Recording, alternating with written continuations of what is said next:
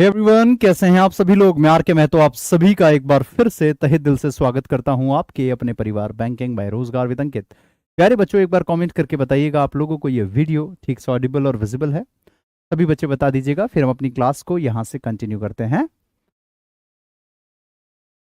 चलिए जल्दी से सभी बच्चे, बेटा बातचीत नहीं करनी है, फटाफट से बताते जाइएगा आप सभी को। बेटा ये वीडियो ठीक से ऑडिबल और विजिबल है।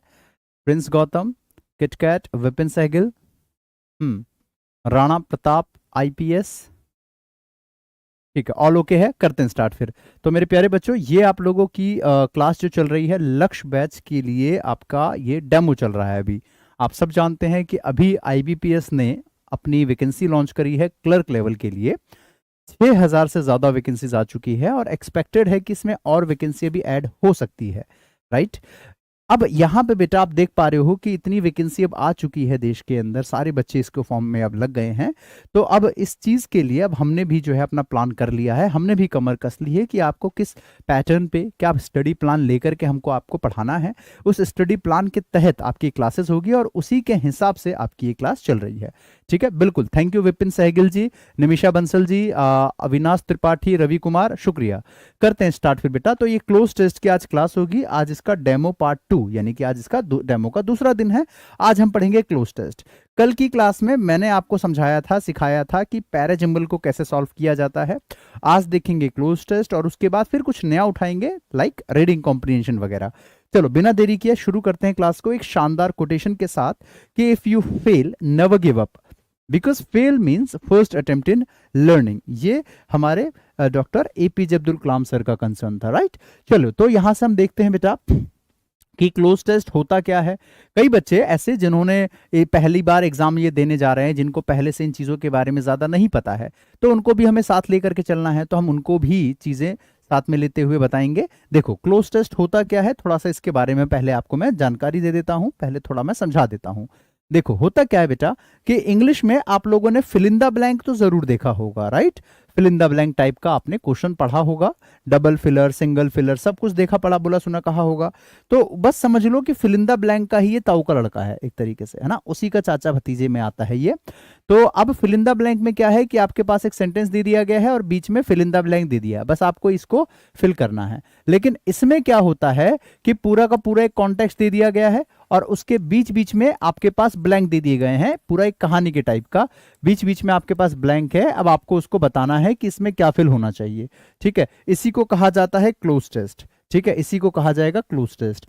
अब इसको सॉल्व करने का तरीका क्या होना चाहिए, इसके अंदर आपके क्वेश्चन किस टाइप के आ सकते हैं ये भी मैं आपको बताऊंगा, सॉल्व करने का तरीका क्या है वो भी बताऊंगा, और साथ में क्लास में हम प्रैक्टिस भी करेंगे। ऐसा नहीं है कि प्रैक्टिस नहीं करेंगे, हम क्लास में प्रैक्टिस भी करेंगे और साथ ही साथ आप लोगों के लिए मैं भर भर के क्वेश्चन लाया हूं। जैसे कल मैंने पैराजंबल के क्वेश्चन दिए थे, आप देखो कितने सारे क्वेश्चंस हैं, मैं बहुत सारे लेकर के आया हूं। तो सारे तो मैं क्लास में नहीं करवा पाऊंगा, तो मैं आप लोगों को कुछ चीजें सिखाऊंगा, बाकी मैं आप लोगों को दे दूंगा अपने होमवर्क के लिए, अपने खुद के सेल्फ प्रैक्टिस के लिए, ठीक है। चलिए तो पहले मेरे प्यारे बच्चों मैं आपको बता देता हूं कि क्लोज टेस्ट किस किस टाइप का आ सकता है। देखो सबसे पहले हम बात करते हैं बेटा, तो क्लोज टेस्ट आपका स्टोरी बेस्ड, स्टोरी बेस्ड अगर ये आ गया तो मजे ही मजे आप लोगों के, तो बहुत अच्छा है, ठीक है। स्टोरी बेस्ड आ सकता है, या दूसरा आता है बेटा किससे रिलेटेड, सोशल इश्यूज से रिलेटेड, सोशल इश्यूज से रिलेटेड, ठीक है। या तीसरे की अगर हम बात करें बेटा, तो आपका जो इंटरनेशनल न्यूज चल रहा है आजकल उससे रिलेटेड आ सकता है। कोई भी नेशनल या इंटरनेशनल दोनों हो सकते हैं, लेकिन ज्यादातर इंटरनेशनल न्यूज वगैरह होता है, उससे बनता है क्लोज टेस्ट आपका, जहां से आपका ये रीडिंग कॉम्प्रिहेंशन बन जाता है। इसके अलावा और बात करें तो फिर आपका डेटा, फाइनेंस, इससे रिलेटेड, डेटा हो गया आपका, फाइनेंस हो गया आपका, इनसे रिलेटेड आपका बनता है। तो कहने का मतलब ये है प्यारे बच्चों कि आपके पास जो क्लोज टेस्ट आपका निकलता है, जो बनता है बेटा, तो वो आपके टॉपिक वाइज, आपके टाइप वाइज बन सकता है। अब वो कैसे कैसे बनता है, इसको करने का तरीका क्या होता है वो भी हम जानेंगे, और उसके बाद मैं आपको इसका क्वेश्चन करके दिखाऊंगा, ठीक है बेटा। एकदम क्लास के एंड तक सभी बच्चे बने रहिएगा। और जिस बच्चे ने अभी तक वीडियो को लाइक नहीं किया है, मैं देख पा रहा हूं कि बच्चे ज्यादा हैं, वीडियो पे लाइक नहीं है, तो आधे से भी कम है, तो एक बार सभी बच्चे वीडियो को लाइक कर दीजिएगा, फिर हम आगे बढ़ते हैं, ठीक है। देखो तो इसको करना कैसे है बेटा, करने का तरीका क्या है, पहले मैं आपको एक बार गो थ्रू करवा देता हूं। सबसे पहले बात कर रहे हैं कि read the entire passage first, यानी कि आपको क्या करना है, पैसेज को अच्छे तरीके से उसको क्या कर लेना है बेटा, आपको रीड कर लेना है। ठीक है, अब हम इसको अगर पूरा रीड करने की अगर मैं आपको सजेशन दूं कि पूरा ही रीड करो तो टाइम लगेगा। आपको क्या करना, पूरा रीड ना करके उसमें जो मेन वाला पार्ट है, यानी कि आपने देखा कि इसमें जो मेन वाला हिस्सा है उतना ये वाला पार्ट है, तो उतना आपने क्या कर लिया, उसको अच्छे से पढ़ लिया, अच्छे से उतना पार्ट आपने रीड कर लिया, जिससे कि आपको उसका आइडिया मिल गया। ठीक है, अच्छा, आइडेंटिफाई द कॉन्टेक्स्ट, वो कहना क्या चाह रहा है स्टोरी के अंदर आपको। ठीक है, वो ओपन बर्निंग से रिलेटेड है, चाइल्ड मैरिज से रिलेटेड है, इंटरनेशनल न्यूज से रिलेटेड है, मतलब थीम पकड़नी है। कहने का मतलब ये है, शॉर्टकट में अगर मैं आपको बताऊं तो आपको क्या करना है, गेट द थीम, यानी कि आपको उसका थीम पकड़ना है कि किससे रिलेटेड है, क्योंकि फिर वोकैब आपको वही लगानी पड़ेगी उस तरीके की। ठीक है, अच्छा, इसके बाद यूज ग्रामर एंड सिंटेक्स, यहां पे ज्यादा यूज करना है आपको ग्रामर का पार्ट, यानी कि जो फिल इन द ब्लैंक, ये जो आगे आपके पास, अब इसके आगे क्या लिखा है, इसके पीछे क्या लिखा है, उस पर डिपेंड करता है कि यहां पे आपको क्या भरना चाहिए।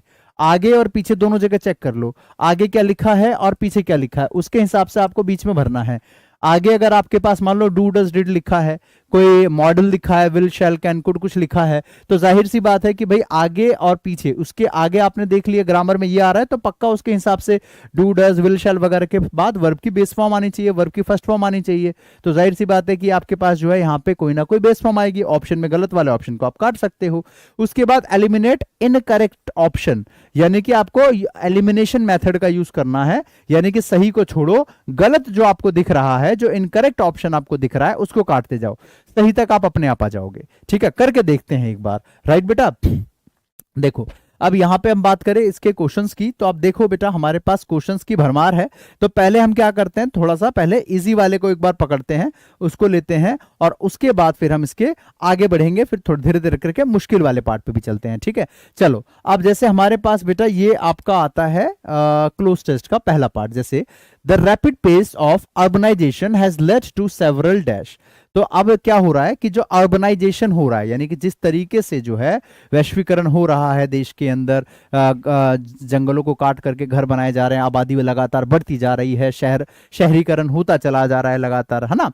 तो ऐसे में रैपिड पेस, पेस का मतलब होता है गति, जिस बच्चे को नहीं पता है लिख लेना, पेस का मतलब होता है गति। ठीक है, ये छोटे छोटे ये वर्ड्स जो है ना बेटा, आपको ये तो द हिंदू न्यूज़पेपर आपकी क्लास अटेंड कर लोगे ना, डेली सुबह 7:30 बजे क्लास होती है द हिंदू एडिटोरियल की, आप उसको अटेंड कर लो। ये छोटे छोटे वर्ड तो आपको कुछ लगेंगे नहीं, यूं निकाल दोगे टचकियों में।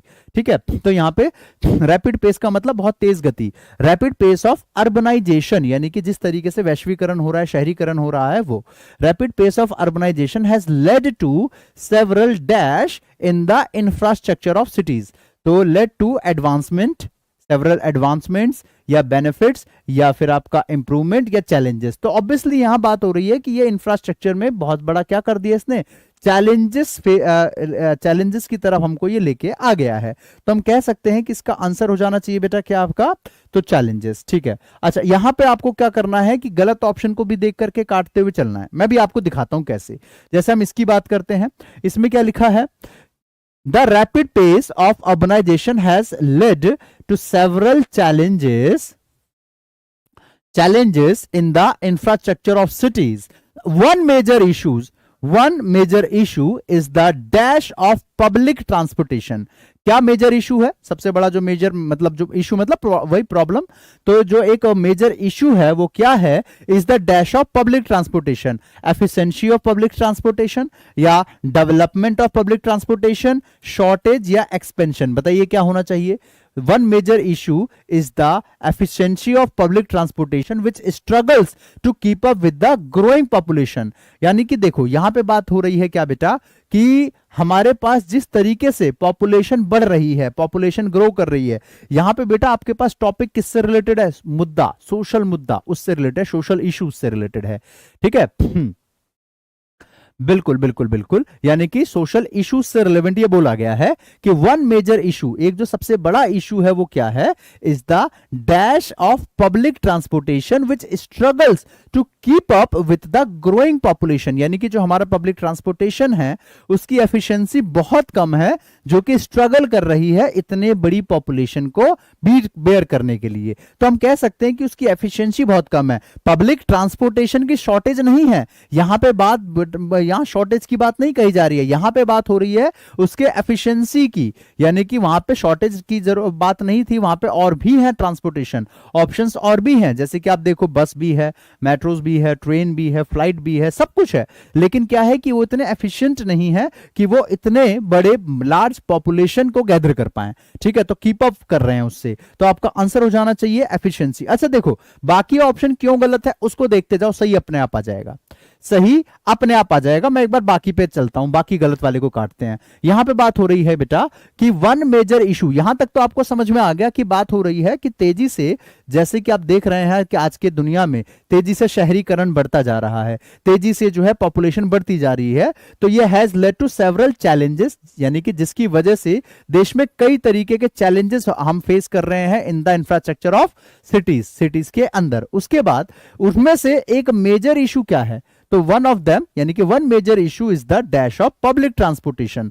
यानी कि आप देखो यहां पे पहले गलत वाले को देखो, एक्सपेंशन ऑफ पब्लिक ट्रांसपोर्टेशन। अब सोचो अगर एक्सपेंशन हो रहा है तो जाहिर सी बात है वो प्रॉब्लम की तो बात ही नहीं है। अगर पब्लिक ट्रांसपोर्ट और बढ़ जाए तो वहां पे तो प्रॉब्लम की बात ही नहीं है, इसका मतलब तो और बेटर हो गया। अच्छा, यानी कि आपका ऑप्शन गलत हो जाएगा क्योंकि यहां बात प्रॉब्लम की हो रही थी, चैलेंज की हो रही थी, इसको काट दिया। उसके बाद डेवलपमेंट, तो डेवलपमेंट का मतलब हो गया कि भाई पब्लिक ट्रांसपोर्टेशन भी बहुत अच्छा डेवलप किया है, जिससे कि जो है बेटा ये हमारे पास और बेटर ऑप्शन हो जाता। भैया आकाश यादव को हटाओ, ये बहुत इरिटेट कर रहा है, टाइम आउट करो उसे।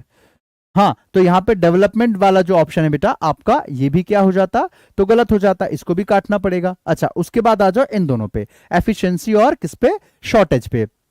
अब यहां पे बात हो रही है कि one major issue is the shortage of public transportation which struggles to keep up with the growing population. यानी कि भाई पॉपुलेशन ग्रो कर रही है, पब्लिक ट्रांसपोर्टेशन की कमी है, चलो हम ये भी मान लेते हैं कि चलो शॉर्टेज हमने लगा दिया, लेकिन आपके पास यहां पे एक और शब्द आ गया एफिशिएंसी।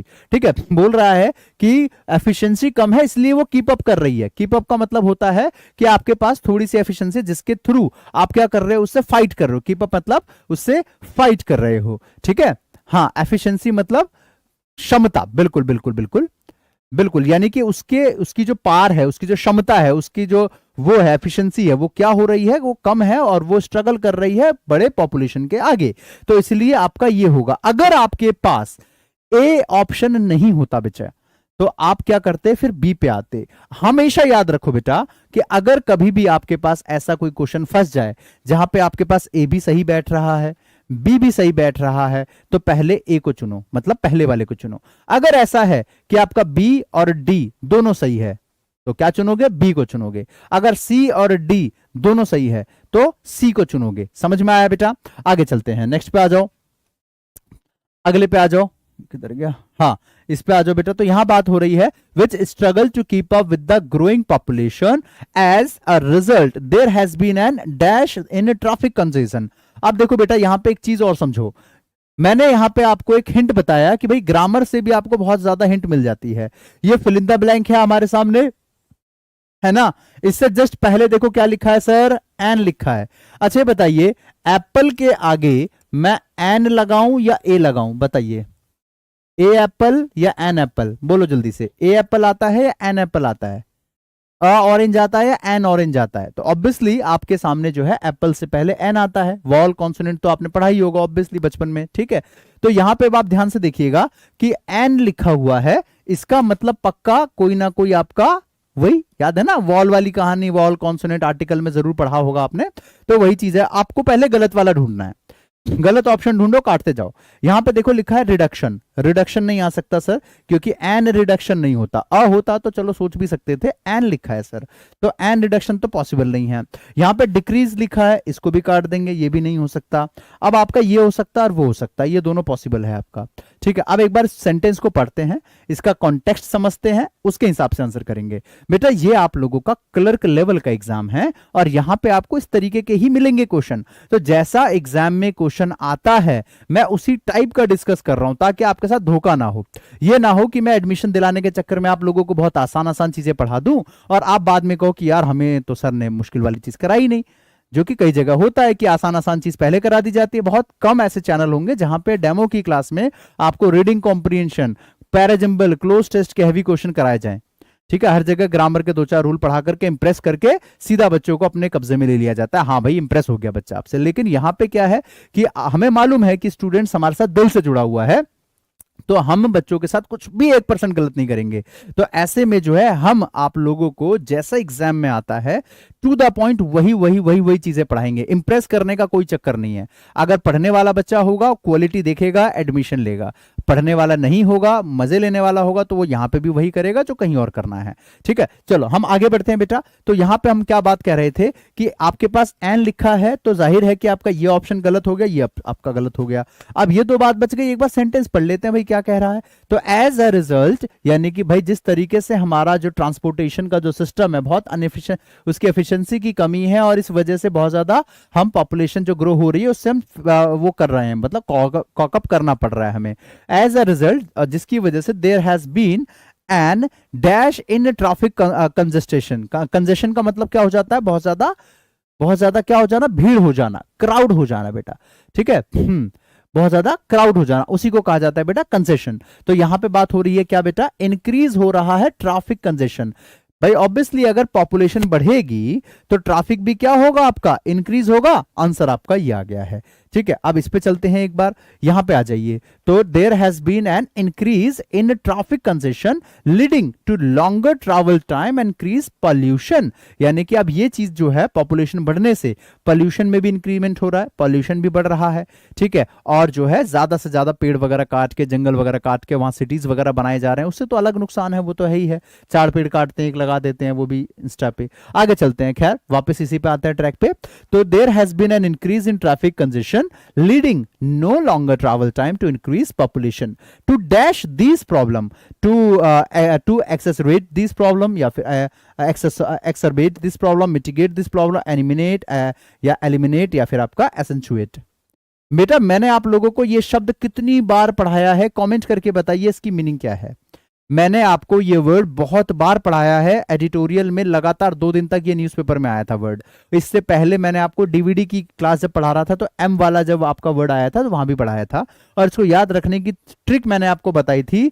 आपको याद है योगी जी का एक बयान कि इस माफिया को मिट्टी में मिला देंगे, तो ये मिट्टी से याद रख लेना, मिटिगेट। ठीक है, मिटिगेट, तो आपको इसको मिट्टी से याद रख लेना है कि इस माफिया को मिट्टी में मिला देंगे, तो यानी कि कम कर देंगे। क्या कर देंगे? कम कर देंगे। तो बस आपका ये आंसर आ गया, मिटिगेट। ठीक है, बात हो रही है टू मिटिगेट दीज प्रॉब्लम्स, यानी कि इस प्रॉब्लम को कम करने के लिए, यानी कि मिटिगेट करने के लिए city planner are advocating for dash investment, advocating for decreased investment, minimal या enhance या decreased। ठीक है, तो यहां पे आप देख सकते हैं बेटा कि आपके पास, हालांकि ये दोनों ऑप्शन तो एक ही दिख रहे हैं और जो कि आपके गलती होंगे, बिकॉज कि यार डिक्रीज की तो बात कहनी नहीं थी आपको। ठीक है, चलिए तो यहां पे दूसरे पे चलते हैं। बात क्या आ रही है कि अब बात बोला जा रहा है कि टू मिटिगेट दिस प्रॉब्लम, यानी कि इस प्रॉब्लम को कम करने के लिए या हटाने के लिए सिटी के जो प्लानर हैं, यानी कि जो प्लान बनाते हैं, ठीक है, आर एडवोकेटिंग, वो किस बात को लेकर के एडवोकेटिंग कर रहे हैं, यानी कि इस बात को लेकर के बहस कर रहे हैं, for dash investment in sustainable transport solution such as metro system, bike sharing program. यानी कि वो इस चीज पे ज्यादा फोकस कर रहे हैं कि हमको इसको एनहेंस करना चाहिए, कम नहीं करना चाहिए, एनहेंस करना चाहिए, मतलब इसको बढ़ावा देना चाहिए। यानी कि मेट्रोपॉलिटन सिटी, यानी कि मेट्रोज और बढ़ेंगी तो थोड़ा सा इजी हो जाएगा सर्वाइव करना, थोड़ा सा ट्रांसपोर्टेशन में आसानी हो जाएगी, बसेस और हो जाएगी, या फिर बाइक, जिस तरीके से ये जो कार पूलिंग आपने सुना होगा उसी तरीके से बाइक शेयरिंग ये हो जाएगा। जैसे आपने देखा होगा रैपिडो वगैरह चलता है आजकल, ओला बाइक्स वगैरह चलती है, तो उसमें क्या होता है कि भाई तेजी से कहीं पहुंचना होता है तो आराम से उससे काम बन जाता है। इनहेंस आपका सही हो जाएगा आंसर। चलो आगे चलते हैं बेटा, तो ये आपका आ गया आंसर इनहेंस। आगे बढ़ो, नेक्स्ट आपके सामने आता है क्या कि enhance investment in sustainable transport solution which as the metro system and bike sharing program. However, the dash of such initiative, initiative का मतलब होता है पहल करना। क्या करना बेटा? initiative का मतलब होता है किसी चीज के लिए पहल करना, मतलब इनिशिएट करना, आगे कदम बढ़ाना। ठीक है, ज्यादा इन्वेस्टमेंट होगी तो ज्यादा फायदा होगा, सही बात है बेटा, बिल्कुल सही कहा आपने। इन्वेस्टमेंट जितनी ज्यादा होगी उतना ज्यादा ही वहां पे बेनिफिट देखने को मिलेगा, उतना ही ज्यादा आउटपुट देखने को मिलेगा।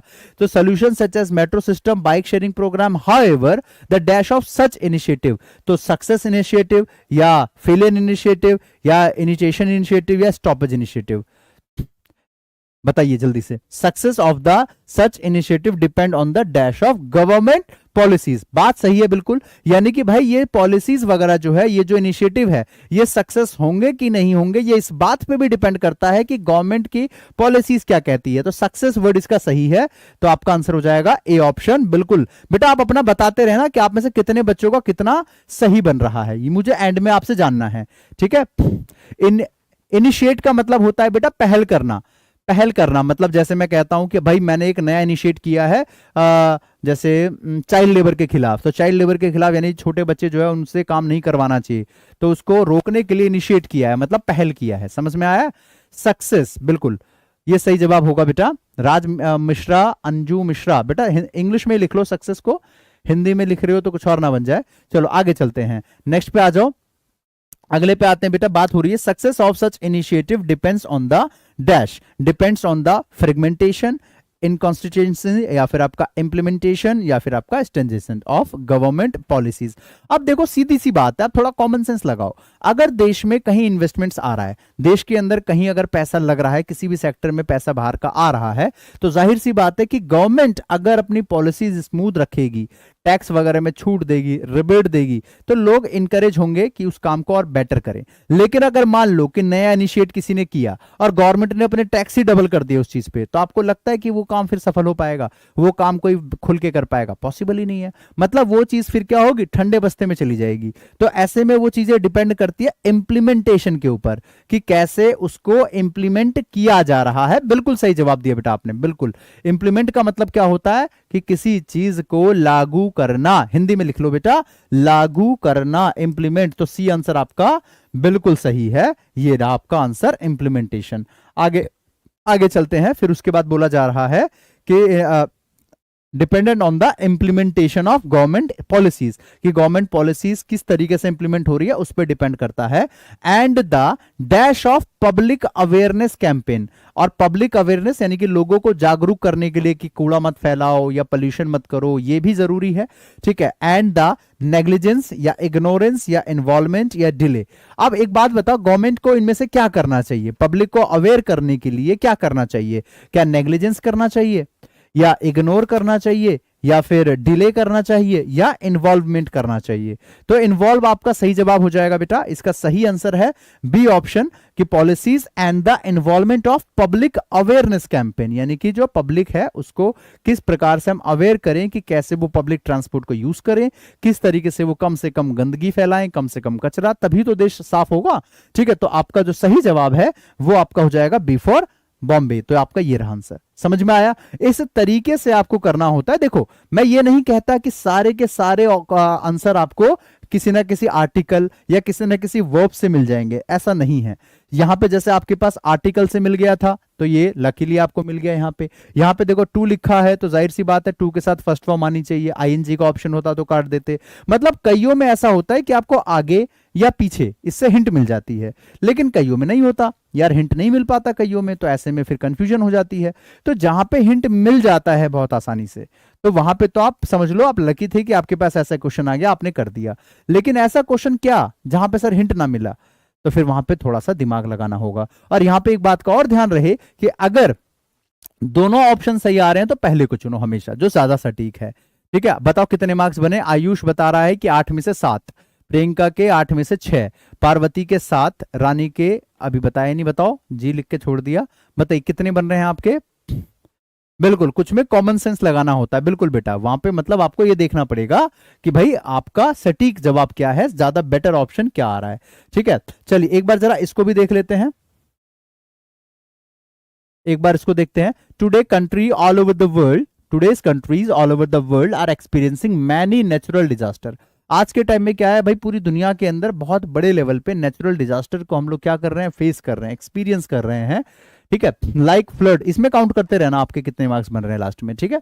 लाइक फ्लड हो गया, बाढ़ वगैरह, earthquake. In 2011 the United nation conducted a dash of the natural disaster.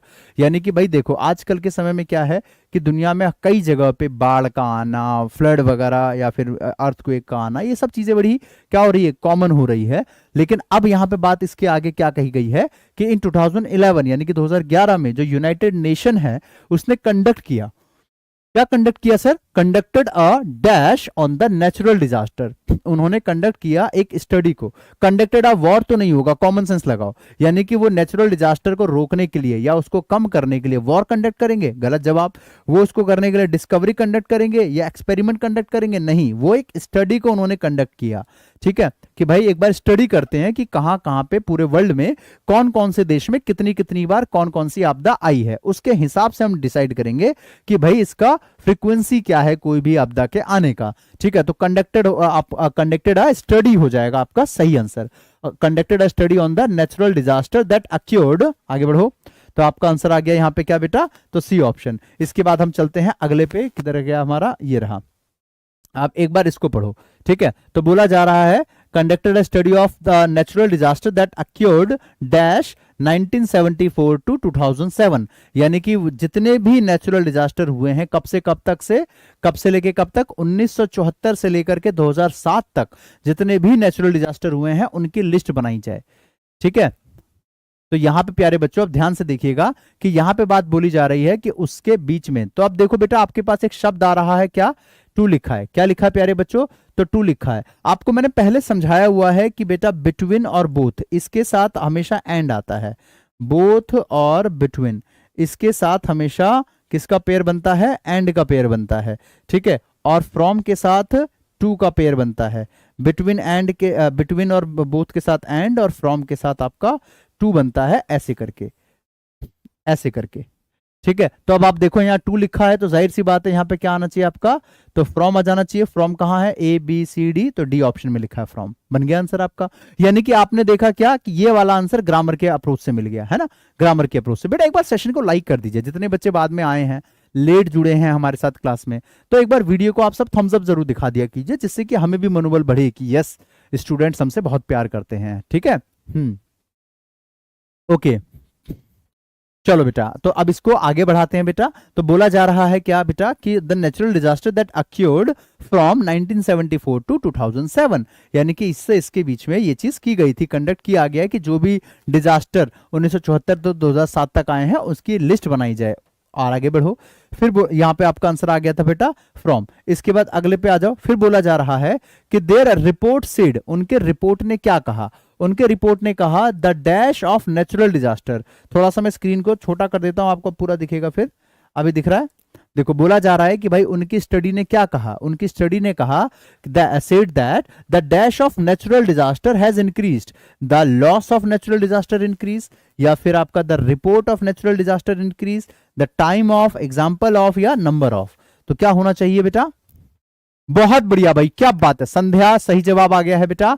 फिर किटकैट का अरुण का आ गया है, बहुत बढ़िया किटकैट, बहुत शानदार बहुत शानदार।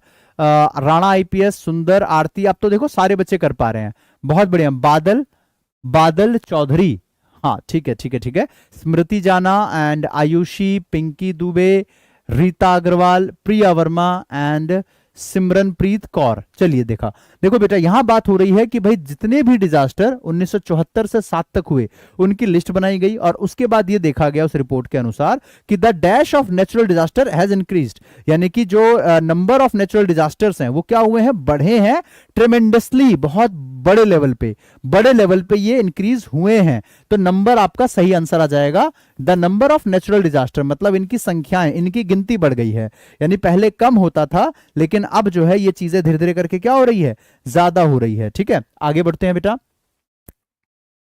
ये लो अब इसको बताओ एक बार। तो बोला जा रहा है the number of natural disaster has increase tremendously dash we do not respect the environment. तो यहां पे therefore we do not respect, that we do not respect, simply we do not respect, because या accordingly, बताओ।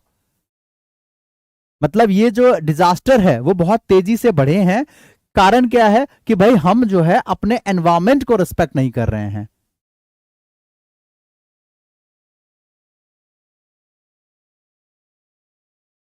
हाँ, बहुत शानदार, बहुत बढ़िया बेटे, क्या बात है, बहुत प्यारे बच्चे हैं आप सभी, मेरे बहुत प्यारे प्यारे और पुराने स्टूडेंट्स मेरे बहुत शानदार हैं। तो बिल्कुल सही आ जाएगा आपका, बिकॉज सही जवाब है आपका। यानी बोला जा रहा है कि भाई ये किस तरीके से जो है ये ट्रेमेंडस तरीके से बढ़ रहे हैं, जितने डिजास्टर की जो ये चीजें दिख रही है कि 1974 से 7 तक जो डिजास्टर आया वो पर ईयर अब धीरे धीरे बढ़ता चला जा रहा है। तो इससे ये देखने को मिल रहा है, इससे साफ साफ समझ में आ रहा है कि हम अपने एनवायरमेंट की रिस्पेक्ट नहीं कर रहे हैं।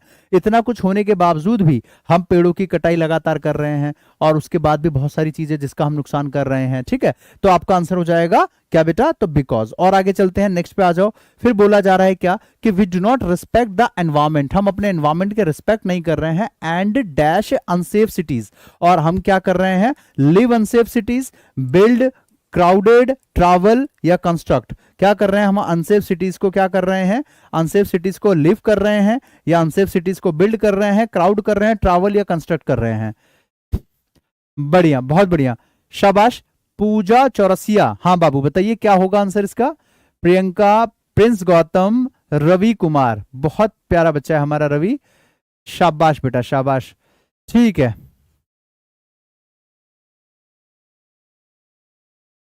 क्या बात है, बहुत अच्छे बाबू, ऐसे ही आंसर करा करो, सभी स्टूडेंट्स को करना होता है। ऐसा नहीं है कि कुछ बच्चे आंसर कर रहे हैं बाकी बच्चे चुप्पी लगा के बैठे हैं बिल्कुल मुंह पे उंगली रख के, ऐसा नहीं।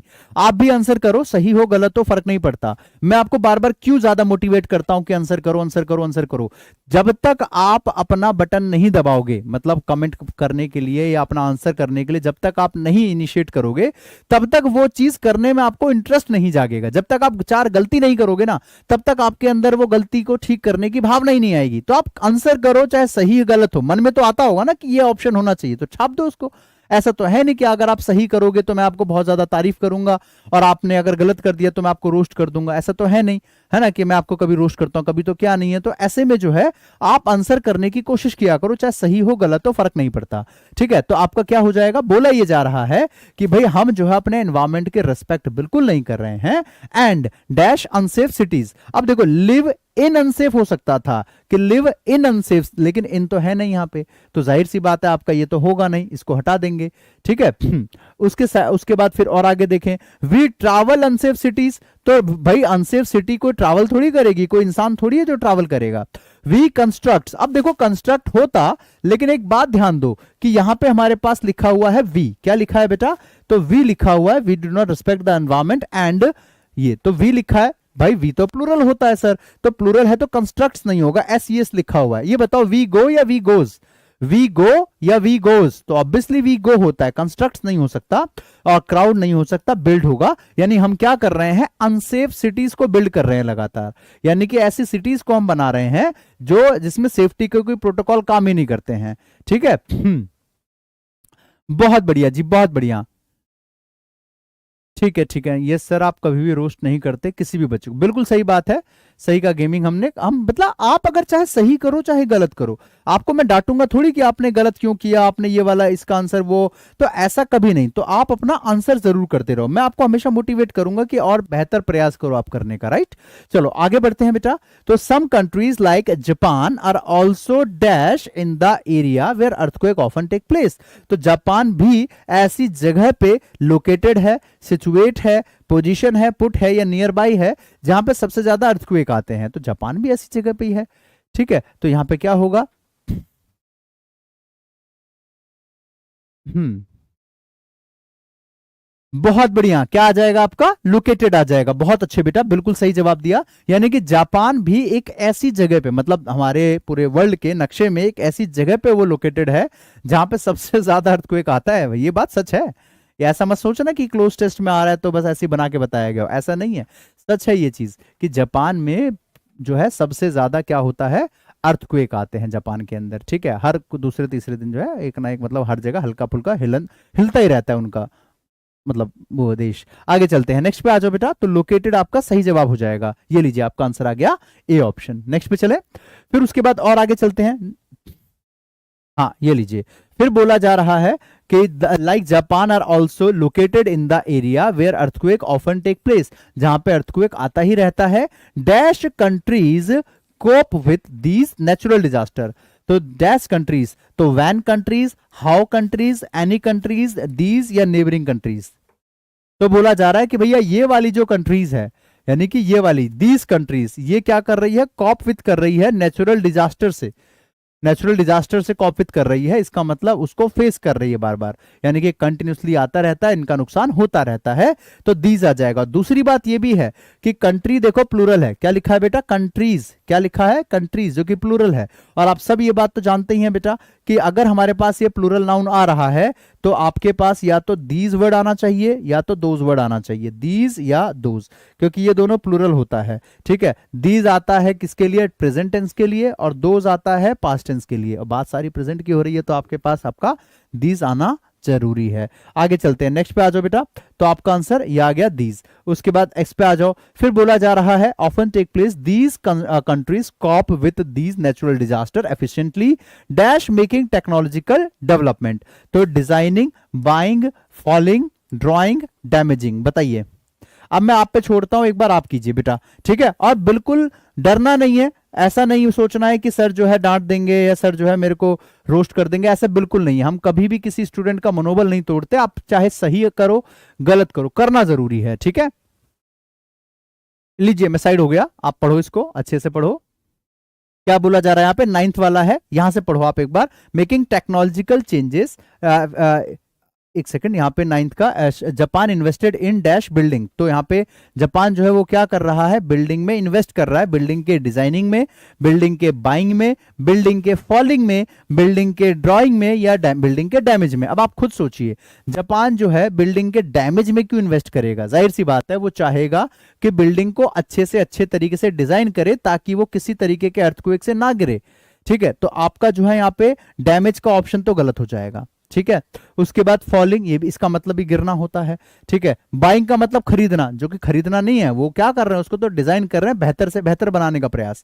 ड्राइंग भी नहीं होगा, आपका हो जाएगा डिजाइनिंग, यानी कि वो डिजाइन कर रहे हैं बेहतर से बेहतर तरीके से इसको किया जा सके, ठीक है। आगे चलते हैं, invest in designing buildings which earthquake will not destroy. आगे चलते हैं, विल नॉट डिस्ट्रॉय। थोड़ा सा इसको जूम आउट कर देता हूं, बेटर दिखेगा अब आपको। बताइए, अब बोला ये जा रहा है कि building design building which earthquake will not destroy dash, we can not avoid challenges but must face of them. तो बताइए क्या आंसर होना चाहिए इसका। तो आपका finally, naturally, easily, noisily, luckily. अच्छा, 8th वाले पे आएंगे, वो एक पेज आगे स्लाइड हो गया होगा, उसको भी हम दिखा देते हैं, रुक जाइए। ई ऑप्शन,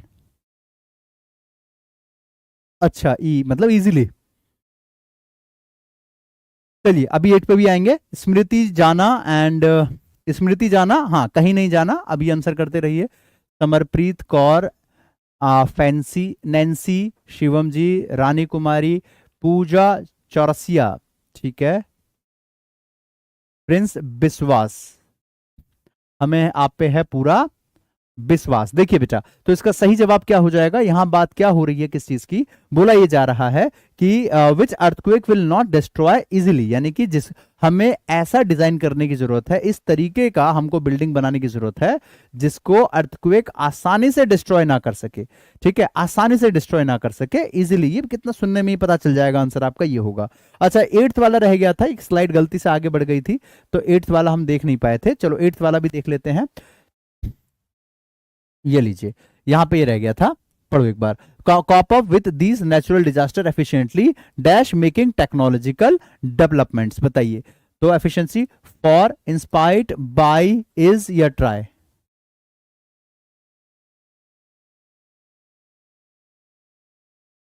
हाँ, अब मोहिनी, ई ऑप्शन, इसका बताइए, इसका बताइए। चलिए, पार्वती माता, आयुषी सुंदर, ठीक है, प्रिंस गौतम, बहुत बढ़िया, शाबाश। सभी बच्चे एक बार जो है, बहुत बढ़िया बेटा, बहुत बढ़िया, सभी बच्चे एक बार इसके लिए क्लैप कर दीजिएगा। नैन्सी के लिए सबसे पहला जवाब इस बच्ची ने दिया है, बहुत बढ़िया नैन्सी, शाबाश बेटा, ऐसे ही आंसर करते रहा करो, ऐसे ही आंसर करोगे मैं आपको जरूर अप्रिशिएट किया करूंगा, राइट। देखो यहाँ पे आपका मेकिंग लिखा है, वर्ब आईएनजी फॉर्म में है, तो प्रेपोजिशन के बाद जब भी कोई वर्ब आता है तो आईएनजी के फॉर्म में आता है, एज अ जेरेंड के फॉर्म में, ठीक है। तो आपका क्या आंसर हो जाएगा, बाई, बिल्कुल सही जवाब है आपका। बोला ये जा रहा है कि भाई वो कंट्री जो है क्या कर रही है, नेचुरल डिजास्टर एफिशिएंटली, मतलब उसको कॉप अप कर रही है by making technological advancement development, मतलब वो टेक्नोलॉजी के मामले में खुद को वो क्या कर रही है, डेवलप कर रही है, ताकि जो है वो उसको क्या कर सके, उससे लड़ सके, मतलब उसकी चुनौतियों से पार पा सके। ये आपका आंसर होगा। ठीक है, बहुत बढ़िया बेटे, शाबाश नैंसी, ऐसे ही कोशिश करते रहो। मैं देख पा रहा हूं इससे पहले के भी कई सारे आंसर आपने खुद से सबसे पहले दिए, सही आंसर दिए, बट अभी तक मैंने देखा मतलब अप्रिशिएट नहीं करवाया, बट अब करवा दिया। ठीक है, चलो अब बेटा देखो इस तरीके का होता है आपका क्लोज टेस्ट। अब मैं चाहूंगा कि ये एक आपको करना है खुद से, करोगे? मैं साइड हो जाऊंगा, आपको इसको अपने आप से करना है। मैं ये चाहूंगा आप लोगों से कि मेरी बिना कोई हेल्प के आप इसको एक बार ट्राई करें। ठीक है, चलिए मैं साइड हो जाता हूं, पढ़ो अच्छे से।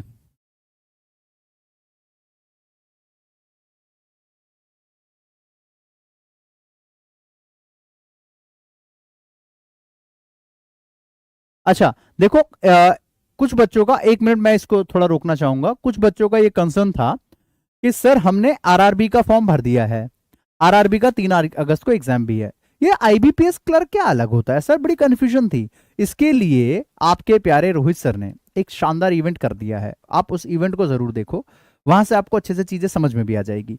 दूसरी बात ये कि बेटा आपका जो ऐसा बच्चा जिसने आरआरबी के टाइम पे हिंदी चुनी थी, ये सोच करके कि यार हिंदी आती है, इंग्लिश से हम डरते हैं, हिंदी से पास हो जाएंगे, तो बेटा क्लर्क में हिंदी इंग्लिश ऑप्शन नहीं है।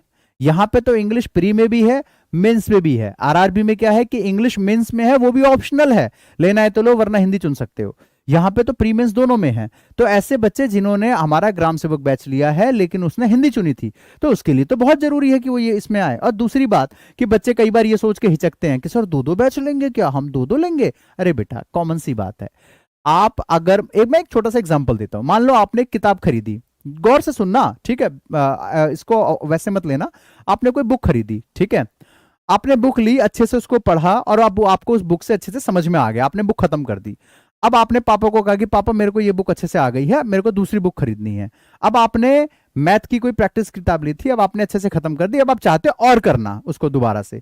अब आप पापा को कहते हो पापा मुझे एक और बुक खरीदनी है, क्या आपके पापा मना करेंगे? कभी नहीं करेंगे, वो कहेंगे और पढ़े तो अच्छी बात है। अपने पढ़ाई के ऊपर पैसा खर्च करना खर्च नहीं कहलाता, दिस इज कॉल्ड इन्वेस्टमेंट। ये आप अपने फ्यूचर के लिए इन्वेस्ट कर रहे हो बेटा, समझे आप मेरी बात को? फ्यूचर को सिक्योर करने के लिए आप इन्वेस्ट कर रहे हो।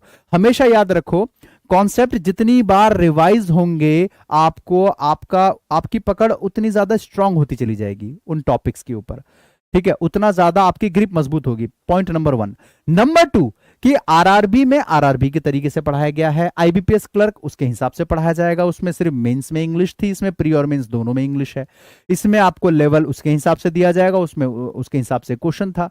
टाइप ऑफ क्वेश्चन चेंज होता है आप भी जानते हैं, नंबर ऑफ क्वेश्चन चेंज होता है, आप इस बात को पहले से अच्छे से जानते हैं, ठीक है। तो कंसर्न ये है कि जो बच्चे मतलब पार्टी करने में और इधर उधर की चीजों में जो है पैसा खर्च कर देते हैं, वो बच्चे अपनी लाइफ को सिक्योर करने के लिए, अपने करियर को सिक्योर करने के लिए जो है वो बच्चे इसमें बड़ी कंजूसी करते हैं। तो बेटा पढ़ाई के ऊपर पैसा खर्च करने में अगर आप आज शर्मा गए या पीछे हट गए तो आगे आपको बहुत महंगा पड़ेगा। अभी आप जो है कुछ पैसा बचाने के चक्कर में जो क्या होता है कि हम तो यार यूट्यूब से पढ़ के कर लेंगे, यहां से कर लेंगे। मैं आपको एक कारण बताता हूं, देखो यूट्यूब की क्लास और ऐप की क्लास में मेजर फर्क क्या होता है। करने को तो तैयारी आप यूट्यूब से भी बच्चे करके करते हैं, लेकिन फर्क क्या है देखो, यूट्यूब पे एक तो रैंडम आपको अगर कोई क्लास छूट गई तो ढूंढनी पड़ेगी कहाँ है, इवन आपको अगर मिल भी गई ठीक है तो ऐसे में उसकी पीडीएफ कहाँ होगी, पीपीटी कहाँ होगी, काफी कंफ्यूजन रहती है जनरली, कई बार ऐसा देखा जाता है। यूट्यूब का पेड बैच पे क्या है कि एक तो आप किसी दूसरे का कमेंट नहीं देख सकते, सबसे इंपॉर्टेंट बात, कोई बच्चा आपका कमेंट नहीं देख सकता, तो आप फ्री होके पूछ सकते हो, ठीक है। कोई वहां पे गर्ल्स ज्यादा सेफ है कि भाई कोई लड़का उसका देख ले कमेंट, फिर आकर के कमेंट करे, कुछ करे, बातचीत, है ना, ये सब चीजें नहीं होती है। आपने देखा होगा एप्लीकेशन की क्लास में कोई भी बच्चा किसी दूसरे का कमेंट नहीं देख सकता, ठीक है, वो हम बस टीचर ही देख सकते हैं सबके कमेंट को। तो ऐसे में आप खुल करके अपनी बात पूछ सकते हैं। दूसरा, अगर कोई क्लास कभी आपसे छूट जाती है तो एप्लीकेशन पे आपको पता है इस वाले फोल्डर में यहां अवेलेबल है, with PPT, with worksheet, with आपका हैंड रिटन नोट, सब कुछ अवेलेबल है। तो आपको मालूम है है कि भाई मुझे यहाँ मिलेगा, तो आपको सीधा एप्लीकेशन खोला, जाकर के ढूंढ लिया। यूट्यूब नहीं है कि यूट्यूब खोलते के साथ ही आपने सोचा था क्लास करेंगे, लेकिन यूट्यूब खोला, 4 गाने आ गए, पतली कमरिया, आप वहीं अटक गए। आप जिस पर्पज से आपने यूट्यूब खोला था वहां तक तो आप पहुंचे ही नहीं। तो कहने का मतलब है कि डिस्ट्रैक्शन खत्म हो जाता है।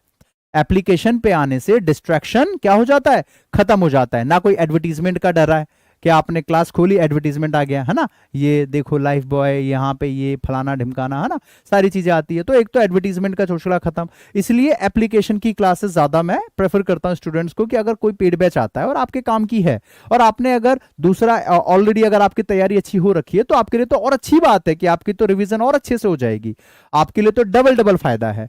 क्योंकि आप अपने ऊपर खर्च कर रहे हो, किसी और के लिए नहीं कर रहे हो। आपने अगर अपने ऊपर खर्च किया है तो आपके लिए इन्वेस्टमेंट हो गया, समझे, ये चीज होती है। चलो खैर, हम इसको आगे बढ़ाते हैं और उसके बाद मैं आपको बताऊंगा कि पेड बैच पे कैसे एक्सेस करना है आपको। ठीक है, फटाफट से आ जाओ।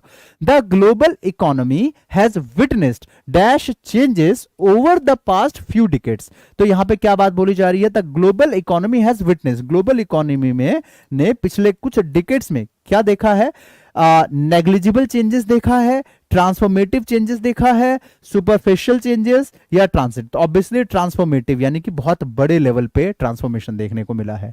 ठीक है, समझे, सबसे ज्यादा बड़े लेवल पे क्या होता है, तो ट्रांसफॉर्मेशन देखने को मिला है देश के अंदर, मतलब जो ग्लोबल लेवल पे होता है, यानी कि पूरे वर्ल्ड लेवल की बात हो रही है। अच्छा, उसके बाद क्वेश्चन नंबर 2 यहां पे आ जाओ आप। यहां पे बोला जा रहा है क्या कि one of the most notable trend has been the shift toward, मतलब उनमें से जो एक नोटेबल जो ट्रेंड है वो देखने को मिला है क्या, has been the shift toward traditional emerging regional stagnant markets.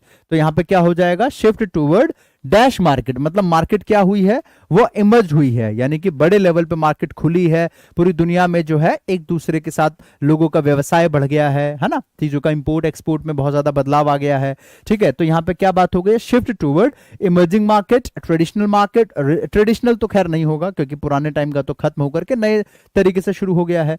Where developing countries have begun to play, तो ऑब्वियसली क्योंकि बड़े कंट्रीज की भी बात हो गई है, यानी कि वो भी इसमें जुड़े हैं। तो इमर्जिंग, इमर्जिंग का मतलब हो गया कि एक देश दूसरे देश के साथ जुड़ गया है, मतलब इसके मामले पहले सिर्फ क्या था, इंटरनल लेवल पे ही जो है हम अपने चीजों को बेचते या खरीदते थे, अब क्या है बाहर भी कर रहे हैं, हमने अपने देश का सामान दूसरे देश को बेचा, फिर वहां से उसने कुछ चीज हमको बेची, इंपोर्ट एक्सपोर्ट कहते हैं। आप तो इकोनॉमी के स्टूडेंट्स हैं, आपको पता होगा।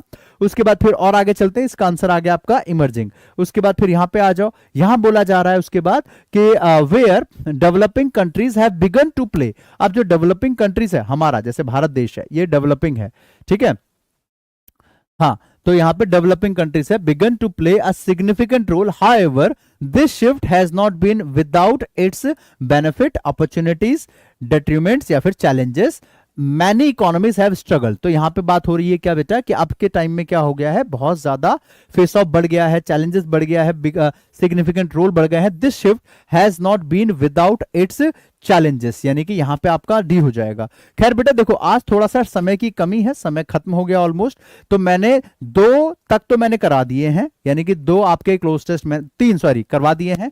ये वाला मैं आपको होमवर्क दूंगा, ठीक है। पीडीएफ आपको क्लास के बाद मिल जाएगी। कहां पे मिलेगी, एप्लीकेशन पे और टेलीग्राम के चैनल पे, यानी कि हमारा जो ग्रुप है वहां पे आपको कैसे जुड़ना है मैं आपको वो बताता हूं। वहां से इसको डाउनलोड करके बेटा अपना आंसर करने का प्रयास करना। मैं आपको बता देता हूं पहले कि डाउट ग्रुप में जुड़ना कैसे है। देखो ध्यान से सुनना, डाउट ग्रुप में जुड़ने का तरीका, सबसे पहले तो आपको फ्री कोर्स पे क्लिक करना है, फिर आना बैंक फाउंडेशन पे और वहां पे जाकर के देखना टेलीग्राम लिखा मिलेगा, इस पे क्लिक कर लेना, ठीक है। और ये जिसके लिए आपकी क्लास चल रही है, यानी कि आपका जो लक्ष्य बैच है आपका, ये है किस चीज के लिए, क्या है भाई इसमें, तो यहां पे आपको आईबीपीएस क्लर्क भर्ती के लिए प्री प्लस मेंस लेवल पूरी चीज पढ़ाई जा रही है। इसमें जनरल अवेयरनेस 12 बजे क्लास होती है, रीजनिंग 1 बजे, 3 बजे इंग्लिश, 4 बजे मैथ, यानी कि इस क्रम में आपकी सारी क्लासेस हो रही है। अभी जाना नहीं है कहीं, अभी मैथ की भी क्लास है इसके बाद आपकी, ठीक है, भागना नहीं है, मैथ की क्लास भी अभी आपकी होने वाली है, ठीक है। तो अभी इसके ऊपर बेटा डिस्काउंट चल रहा है, अभी भी अगर आपने बैच नहीं लिया है तो प्यारे बच्चों इस बैच को आप परचेस कर सकते हैं। परचेस करने का तरीका क्या है। आज इसकी दूसरे दिन की क्लास है डेमो, कल एक और हो चुकी है। कल अगर आपने नहीं देखी मेरी क्लास तो कल की क्लास आप देखिएगा, उसमें टॉपिक हुआ था पैराजंबल, पैराजंबल सॉल्व करवाना सिखाया था। आज क्लोज टेस्ट और कल आपका रीडिंग कॉम्प्रिहेंशन करवाया जाएगा। ठीक है, कैसे करना है बेटा इसको परचेस, पहले तो पेड क्लास पे आना है, उसके बाद यहाँ पे देखो लक्ष्य बैच मिल रहा है, वहां पे आकर के बाय नाउ पे आना है। कहां पे, बाय नाउ पे क्लिक करना है। उसके बाद यहाँ पे मिलेगा आपका अप्लाई कूपन कोड, लिखा है यहाँ पे, आप देखिए एक छोटा सा कटा हाथ दिख रहा है, अप्लाई कूपन कोड लिखा है। जैसे ही आप इस पे क्लिक करेंगे तो आपको लिखना है यहाँ पे क्लर्क 30, क्या लिखना है, क्लर्क 30 कैपिटल लेटर में, क्लर्क 30 अप्लाई पे क्लिक कर दो और उसके बाद यहाँ पे 699 अपने आप दिखेगा। स्पेस नहीं होना चाहिए, ध्यान रहे, क्लर्क 30 के बीच में स्पेस मत करना, सीधा डायरेक्ट। ठीक है, उसके बाद यहाँ पे 699 आपको दिखेगा। उसके बाद पे ऑनलाइन पे आप क्लिक करेंगे। उसके बाद आप जो भी अपना पेमेंट के लिए इंटरफेस यूज करते हैं, जैसे कि एटीएम, पेटीएम, है ना, या फिर आपका फोन पे, जी पे, जो भी आप यूज करते हैं, मतलब जी पे, मतलब गूगल पे, कुछ भी आप यूज करते हैं, उससे आप इस बैच को एनरोल कर सकते हैं। ठीक है, बाकी इस वीडियो को यानी इस क्लास को अभी हम यहाँ पे करते हैं समाप्त। उम्मीद है वीडियो पसंद आई होगी। और इसके बाद आपकी तरुण सर के साथ क्लास है, कोई भी बच्चा कहीं जाएगा नहीं, 5 मिनट के गैप के बाद तरुण सर की क्लास है, सभी बच्चे मैथ की क्लास में भी जरूर आइएगा। मिलते हैं फिर नेक्स्ट क्लास में, तब तक के लिए bye bye, take care, keep learning, keep growing. जय हिंद, जय भारत।